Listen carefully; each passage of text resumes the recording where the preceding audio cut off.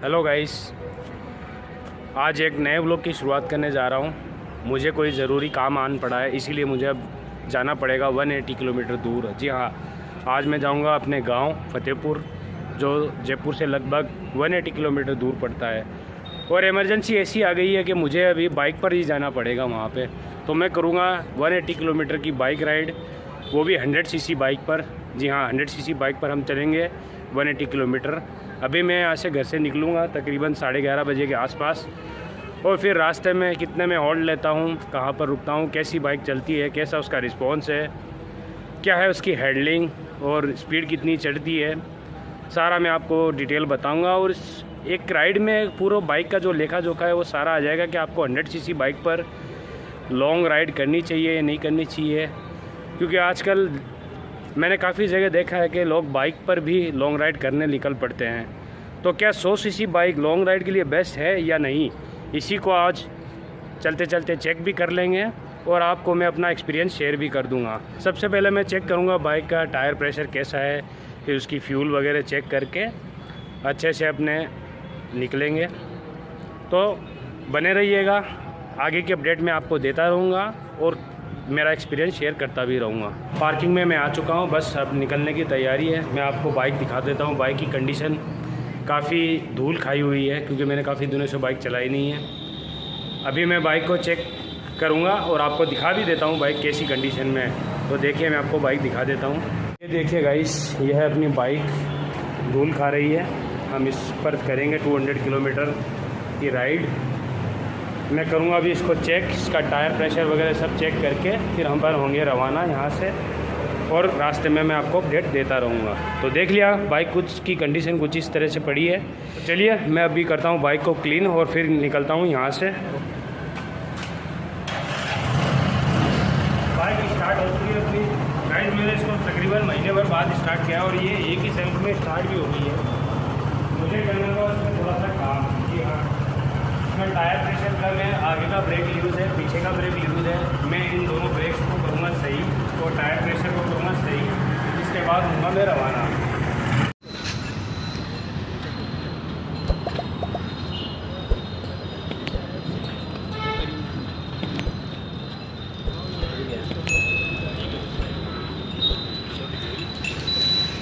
दिखा देता हूँ मैं बाइक का मीटर में रीडिंग कुछ इस तरह से आ रही है।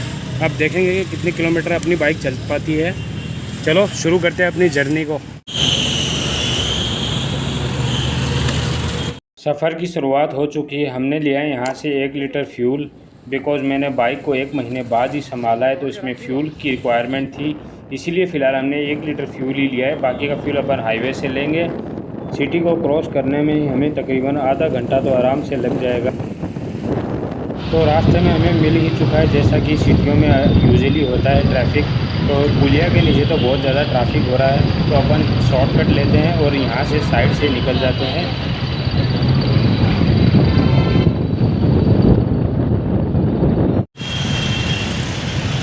आगे आने पर हमें फिर से ट्रैफिक मिल गया है। अब देखते हैं इसी ट्रैफिक में से कैसे बाइक को निकालते हैं। आगे तक देखिए कितना बड़ा जाम लग रहा है, बट हम बाइक पर हैं तो आसानी से निकलने की कोशिश तो ज़रूर करेंगे। तो देखिए मैं किस तरह से बाइक को धीरे धीरे आगे निकालता हूँ। और अपन जैसे ही हाईवे पकड़ लेंगे तो अपने को ट्रैफिक इतना नहीं मिलेगा, तो जल्दी से हम पकड़ लेते हैं हाईवे रोड।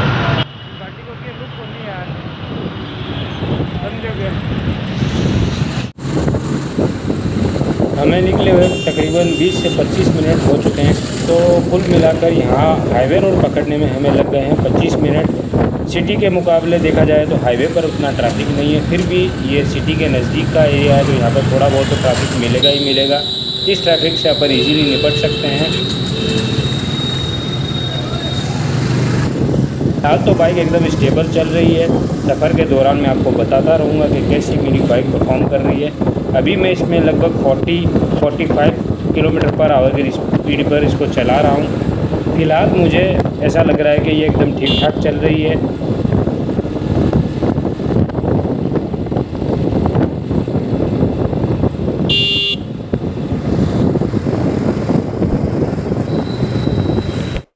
वाह, स्कॉर्पियो गाड़ी के पीछे स्टेफनी, देखिए कैसे स्टेफनी लगा रखी है स्कॉर्पियो गाड़ी के पीछे। जब आप हाईवे पे सफ़र करते हैं अपने व्हीकल पर तो आपको ऐसे नज़ारे देखने को ज़रूर मिलेंगे, अनोखे अनोखे। जैसे अभी मैंने देखा है, आगे भी सफ़र के दौरान न जाने अपने को क्या क्या नज़ारे दिखेंगे।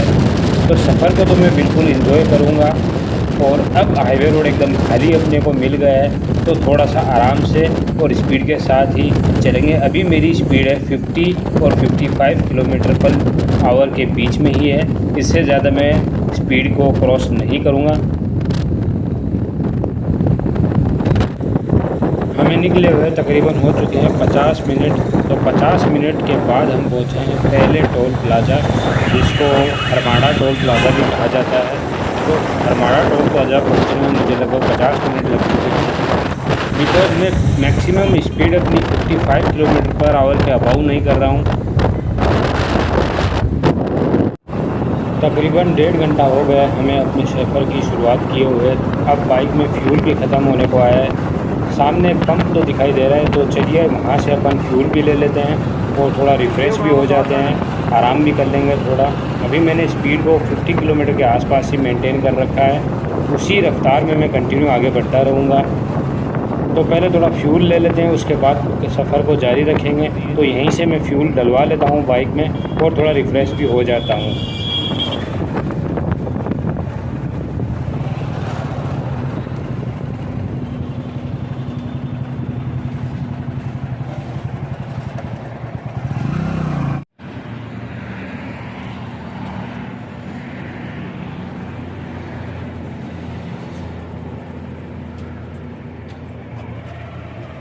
सो गाइस, मैं पहुंच गया हूं रिंगस के पास।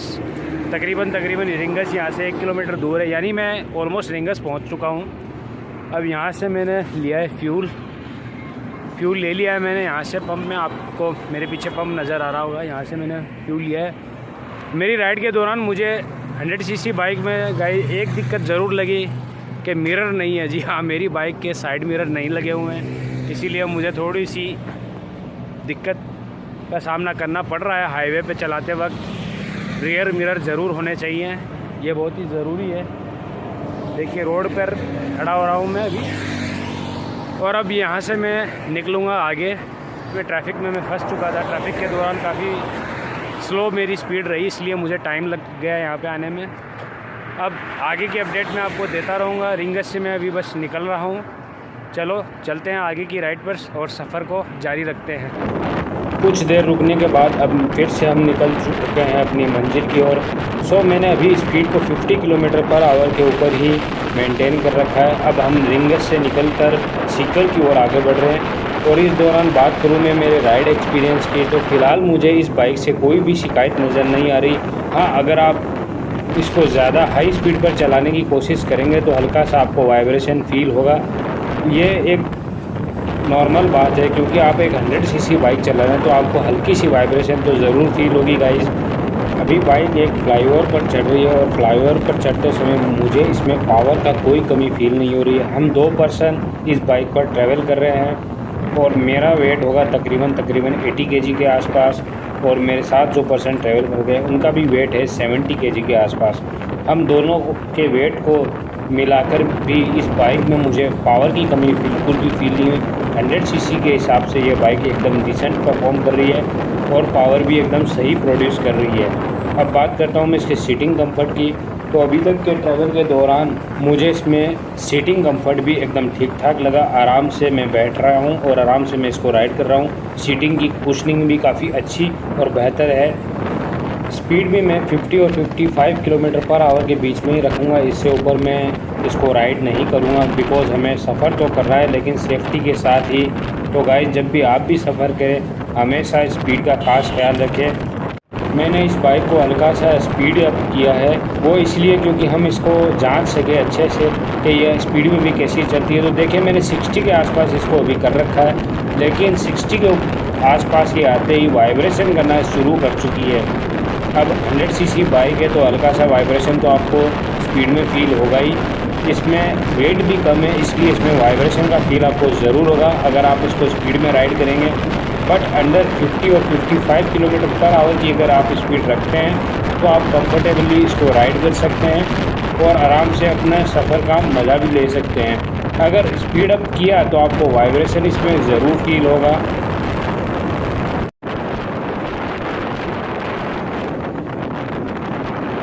सिर्फ 5 मिनट हमने इसको 60 के आसपास चलाया। अब मैंने स्पीड को वापस 50 किलोमीटर पर ले आया हूँ, इसी पर मैं मेंटेन करके आगे बढ़ूँगा। 50 और 55 किलोमीटर पर ये आराम से चल रही है। देखिए आपको वीडियो में फील भी हो रहा होगा, बाइक बिल्कुल भी वाइब्रेट नहीं हो रही है और आराम से चल रही है। 50 और 55 किलोमीटर के बीच में ही इसका परफॉर्मेंस बेहतर निकल के आ रहा है और राइड का एक्सपीरियंस भी मुझे काफ़ी अच्छा लग रहा है। जब मैंने इसको 60 पे किया तो मुझे भी अनकंफर्टेबल सा फील होने लग गया था।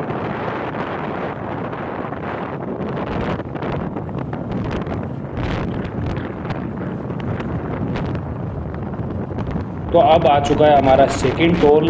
देखिए दूसरा टोल प्लाज़ा हम पहुंच चुके हैं अपने सफ़र के दौरान। ये है पलसाना का टोल प्लाज़ा।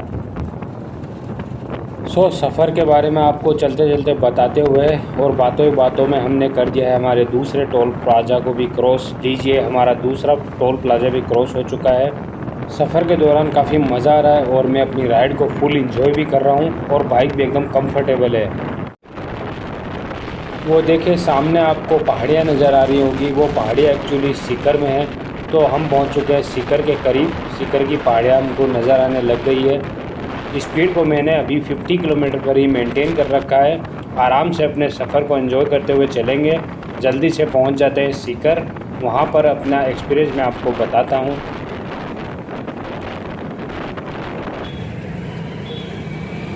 तो गाइस अब मैं पहुंच चुका हूं सीकर।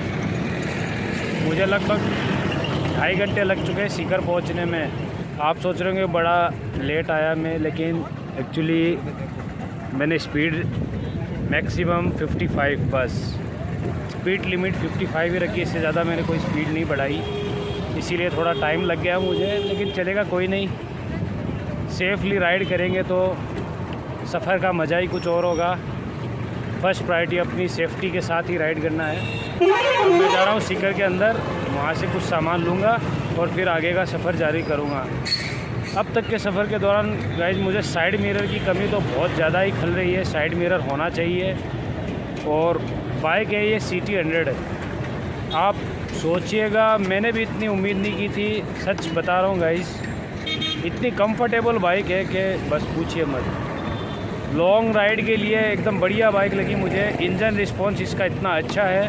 हाँ थोड़ा सा पिकअप कम लगेगा, लेकिन वो इतना कुछ बिग इशू नहीं है। हाईवे के ऊपर आपको एकदम स्टेबल चलेगी और सीटिंग बहुत कंफर्टेबल है।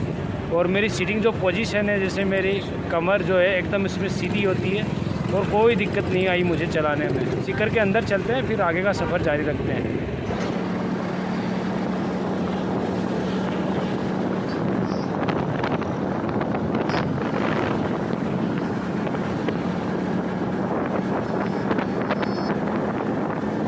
सीकर से हमने ले लिया है सामान। अब हम चलते हैं आगे और सफ़र को रखते हैं कंटिन्यू। सीकर में हमें इतनी ट्रैफिक देखने को नहीं मिल रही है, तो हम आसानी से ट्रैफिक को कवर कर लेंगे और जल्दी से हाईवे रोड पकड़ते हैं। तो चलिए सीकर को करते हैं अब क्रॉस। अभी मैं पहुंच चुका हूं लक्ष्मणगढ़। मैंने लगभग 160 किलोमीटर का सफ़र तय कर लिया है और अभी तक के सफ़र में मुझे इस बाइक से कोई भी शिकायत नहीं मिली। 100 सीसी बाइक है तो आपको पावर तो कम मिलेगा ही, लेकिन उतनी आपको एवरेज मिल जाएगी। एवरेज का मैं आपको मेरी जो 200 किलोमीटर की राइड कंप्लीट हो जाएगी उसके बाद ही मैं आपको बताऊंगा कि इसने कितना एवरेज निकाला है। फ़िलहाल देखिए ये फ्लाईओवर पे चढ़ रही है और मुझे पहले की तरह कोई भी कमी नहीं लग रही पावर के अंदर। एकदम स्टेबल बाइक चल रही है। लक्ष्मणगढ़ को क्रॉस करने में मुझे लगभग लग चुका है 3.5 घंटे के आसपास। हाँ 3.5 घंटे लगे मुझे लक्ष्मणगढ़ पहुंचने में। अभी मेरा 40 किलोमीटर का सफ़र और बाकी है, तो जल्दी से वो भी कवर कर लेते हैं 40 किलोमीटर भी। लेकिन अब रोड जो है, हाईवे रोड है, वो सिंगल आ चुका है, तो सिंगल रोड पर हमें थोड़ा ध्यान से चलना पड़ेगा। देखिए हाईवे पे किस तरह लोग गाड़ियाँ चलाते हैं। बाइक वालों को कोई समझता ही नहीं है कि ये आ रहे हैं या जा रहे हैं।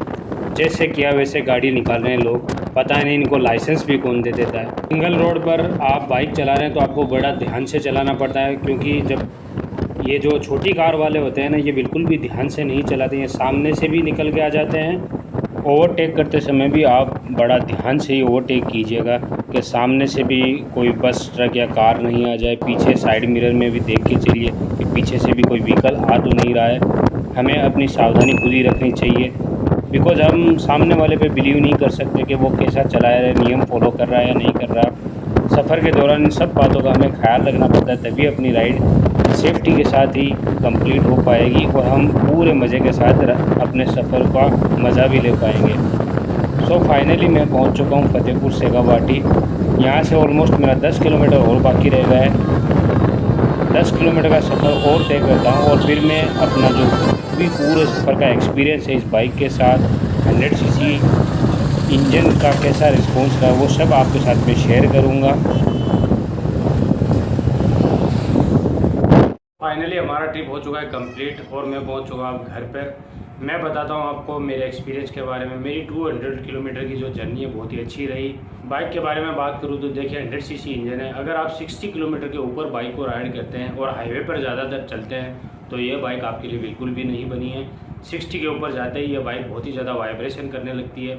आपने वीडियो में देखा होगा कि मैंने इसको एक बार टेस्ट भी किया था 60 के आसपास चलाकर, तो उसी दौरान मुझे इतना फील हुआ, इतनी ज़्यादा वाइब्रेशन फील हुई कि मैं बता नहीं सकता। इसीलिए मैं आपको यही कहूँगा कि अगर आप हाईवे पर ज़्यादा बाइक को चलाते हैं तो आपको 150 सीसी के ऊपर की ही बाइक लेनी चाहिए। कम से कम 150 सीसी तो होनी ही चाहिए आपके पास।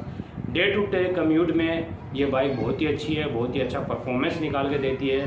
सीटिंग भी बहुत ही अच्छी है, कंफर्टेबल है, आपको बिल्कुल भी अनकंफर्टेबल फील नहीं होगा। बात करते हैं इसके माइलेज की, तो देखिए हम 2% इस पर ट्रैवल करके आए हैं और वो भी 200 किलोमीटर। मुझे इसमें आराम से 55 किलोमीटर पर लीटर के आसपास का इसमें माइलेज मिला है, जो कि मैं अच्छा मानूंगा 100 सीसी बाइक के हिसाब से, क्योंकि 2% हम ट्रैवल करके आए हैं इसके ऊपर। ओवरऑल मुझे बाइक बहुत ही अच्छी लगी, बट यही बात बताना चाहूँगा कि हाईवे के लिए बाइक नहीं बनी है। पता नहीं क्यों बजाज ने इस बाइक को डिसकंटिन्यू कर दिया, जो कि मेरे समझ से तो बिल्कुल बाहर है। बट फिलहाल मार्केट में बहुत सी 100 सीसी बाइक अवेलेबल है। बजाज की प्लेटिना है, टीवीएस की स्पोर्ट है, बहुत सी बाइकें आती हैं 100 सीसी में। हीरो में आती है डीलक्स, स्प्लेंडर, तो आप 100 सीसी बाइक ले सकते हैं, ऐसा कोई दिक्कत की बात नहीं है। था मेरा एक्सपीरियंस बाइक राइड का 100 सीसी इंजन के ऊपर। आपको कैसा लगा आप कमेंट में ज़रूर बताइएगा।